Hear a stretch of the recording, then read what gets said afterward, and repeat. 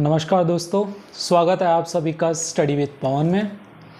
दोस्तों आज हम जानेंगे कि कैसे मैंने घर से ही प्रिपरेशन करके पिछले साल हुए EMRS TGT साइंस और EMRS लैब अटेंडेंट दोनों ही एग्ज़ाम क्रैक किए। बात करें अगर एग्ज़ाम पैटर्न की तो EMRS TGT साइंस जो कि पिछले साल दिसंबर में हुआ, जिसका रिज़ल्ट इस साल जनवरी में आया था, तो इसके एग्ज़ाम का पैटर्न में कुछ ऐसा था कि टोटल जो क्वेश्चंस थे वो 150 क्वेश्चंस थे, जिसमें से 70 क्वेश्चन जनरल के थे और 80 क्वेश्चन आपके सब्जेक्ट के थे। जो 70 क्वेश्चन जनरल के थे उनमें आपका रीजनिंग, आपका जनरल इंग्लिश, हिंदी, इसके अलावा कंप्यूटर, फिर टीचिंग एप्टीट्यूड जो था, और फिर आपका जो GK GS के क्वेश्चन होते हैं, ये था।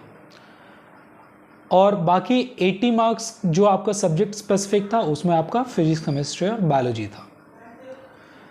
तो इन सभी टॉपिक्स की मैंने प्रिपरेशन कैसे की एग्ज़ाम के लिए, ये सब जानने से पहले मैं आपसे एक बात बताना चाहूँगा कि वो कौन सी गलतियाँ हैं जो आप ना करें, जो कभी मैंने भी की थी। इसके वजह से मेरी पिछली जो TGT के एग्ज़ामिनेशन थे जिन्हें मैं क्वालिफाई नहीं कर पाया, तो वो गलतियाँ कौन सी थी, आइए उनके बारे में जानते हैं। तो सबसे पहली बात ये है कि आप एग्ज़ाम के नोटिफिकेशन का वेट बिल्कुल ना करें। सबसे बड़ी गलती जो हम करते थे कि हम अपनी पढ़ाई को आज कर रहे हैं, कल नहीं कर रहे हैं, परसों थोड़ी ज़्यादा कर रहे हैं, फिर 2 दिन एकदम बंद कर दे रहे हैं। ये जो गलती करते हैं और फिर नोटिफिकेशन जब आता है तब एकदम से हम रेडी हो जाते हैं, अलर्ट हो जाते हैं और 6-6, 7-7 घंटे पढ़ने की कोशिश करते हैं और फिर रिज़ल्ट नहीं आता तो कहते हैं कि इतना मेहनत के बाद भी रिज़ल्ट नहीं आया। तो आपको एक बात समझनी चाहिए कि टीचिंग का जो एग्ज़ाम है दोस्तों, वो धैर्य मांगता है और साथ ही साथ आपको कंसिस्टेंट होना पड़ता है अपनी तैयारी में। तो आप डेली पढ़ते रहें। अगर आप TGT साइंस के एग्ज़ाम की तैयारी कर रहे हैं तो आपको साइंस डेली बेसिस पे पढ़ना पड़ेगा। डेली बेसिस पे आपको फिजिक्स, केमिस्ट्री के न्यूमेरिकल्स लगाने पड़ेंगे, बायोलॉजी के कंसेप्ट डेली बेसिस पे आपको रिवाइज करना पड़ेगा। इसके अलावा जो दूसरी सबसे बड़ी गलती होती है वो होती है जनरल सब्जेक्ट को लेके। हमें लगता है कि जनरल सब्जेक्ट जो है वो नोटिफिकेशन जब आएगा तो हमें 2-2.5 महीने का टाइम मिल जाएगा और उसमें हम कर लेंगे, तो ऐसा नहीं पॉसिबल हो पाता है। कारण ये है कि करंट अफेयर अपने आप में एक बहुत वास्ट टॉपिक होता है जिसमें बहुत सारी चीज़ें हैं पढ़ने को। अगर आप 2.5 महीने में, मैं मान के चलूँ कि अगर आप पढ़ भी लेते हैं तो भी आप रिवाइज नहीं कर पाएंगे, रिवीजन का टाइम नहीं रहेगा और बिना रिवीजन एग्जाम में जाने का कोई मतलब नहीं होता है। तो आपको क्या करना है कि जनरल सब्जेक्ट को भी उतना ही इंपॉर्टेंस देना है जितना कि आप अपने स्पेसिफिक सब्जेक्ट को देते हैं, आप डोमेन सब्जेक्ट को देते हैं। तो चलिए हम बात करते हैं कि कैसे मैंने इन सभी सब्जेक्ट की प्रिपरेशन की।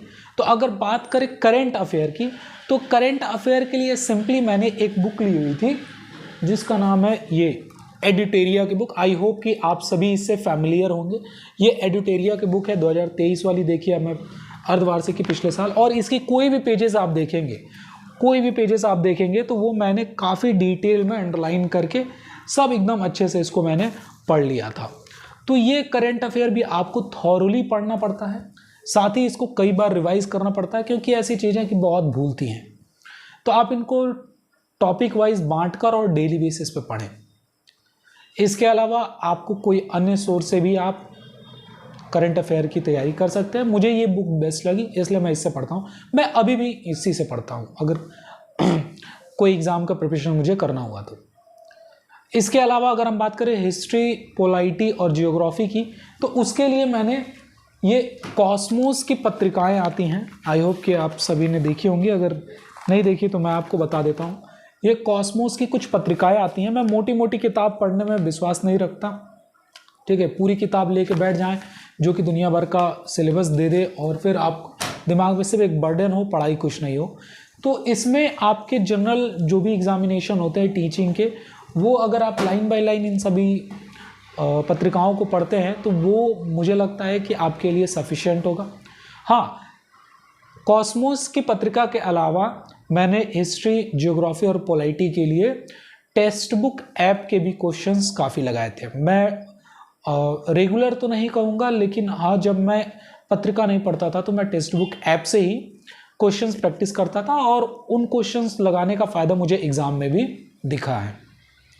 ठीक, बाकी जो कंप्यूटर के क्वेश्चंस आते हैं एमआरएस में वो बहुत ही बेसिक आते हैं। आप कोई भी एग्जाम की प्रिपरेशन जो कर रहे होंगे उनमें जो बेसिक कंप्यूटर का होता है, ऐसा नहीं बहुत डिटेल्ड नॉलेज चाहिए होता है, जो बेसिक चीज़ें होती हैं कि हार्डवेयर, सॉफ्टवेयर, इसके अलावा वायरसेस वगैरह, एंटीवायरस वगैरह, ठीक है, डीवीडी के फुल फॉर्म, इस तरीके के जो शॉर्टकट कीज़, ये सभी क्वेश्चन ही नॉर्मली पूछे जाते हैं। और इंटरनेट से संबंधित कुछ नए जो चीज़ें लॉन्च हुई हैं जैसे 5G 6G इस तरीके के, तो ये बस, तो इनको मैंने घर से ही पढ़ लिया था।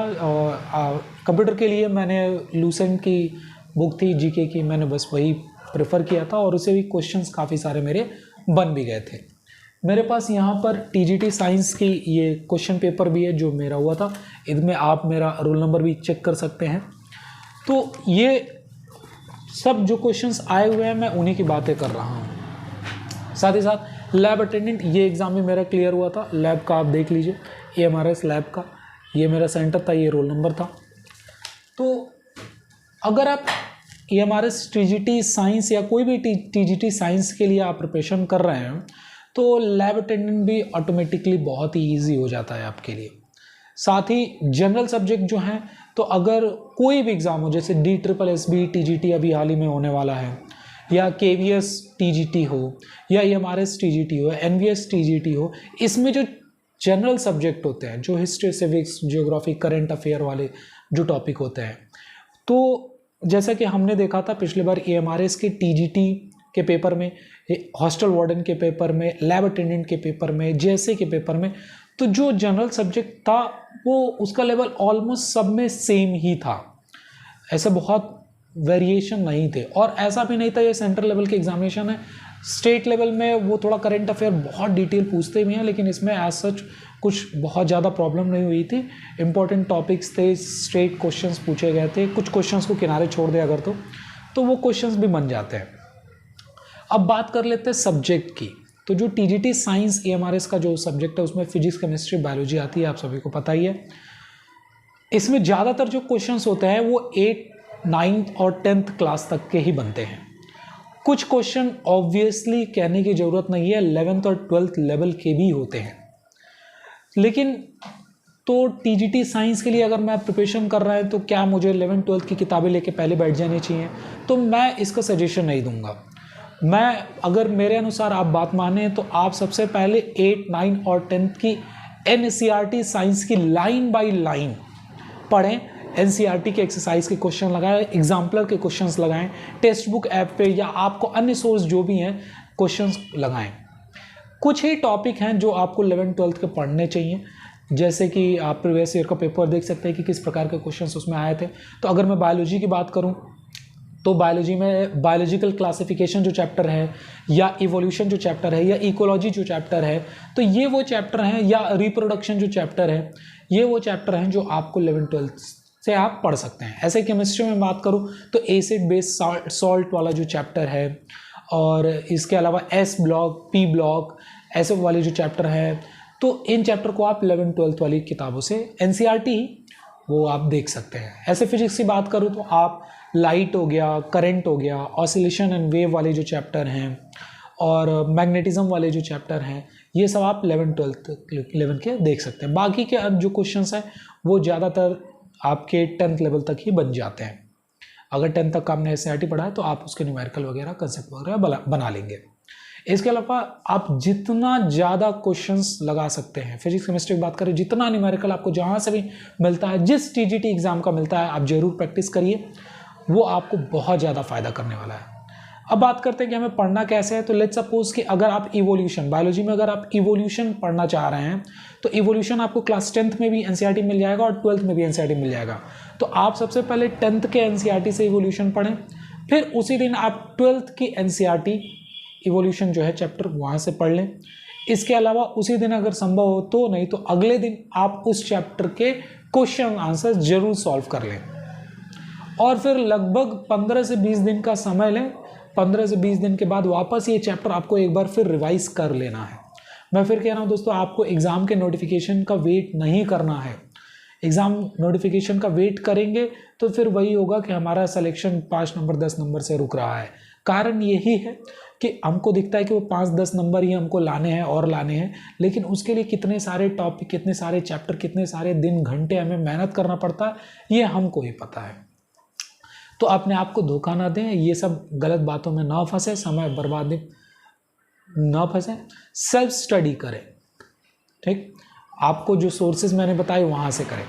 बाकी जनरल सब्जेक्ट की तैयारी के लिए, जैसे कि आपको जीके जीएस के प्रिपरेशन के लिए आपको अगर वीडियो चाहिए तो जल्द ही हमारे स्टडी विद पवन वत चैनल पे ये आपको अवेलेबल होने लगेंगे। आप वहाँ से देख सकते हैं, जो आपको एनवीएस में होने वाले तमाम एग्ज़ाम, DSSB में होने वाले तमाम एग्ज़ाम, ऐसे टीचिंग के बहुत सारे एग्ज़ाम में वो सेम जीके जीएस के वीडियोस आपको फ़ायदा पहुंचाएंगे। अगर इसके अलावा आपको AMRS TGT साइंस या लैब अटेंडेंट या किसी अन्य ऐसे टीचिंग या नॉन टीचिंग एग्ज़ाम से रिलेटेड कोई अन्य इन्फॉर्मेशन चाहिए तो आप ज़रूर मुझे कमेंट सेक्शन में बताएं, मैं उसे ज़रूर आपको बताने की कोशिश करूँगा। तब तक के लिए take care, thank you so much.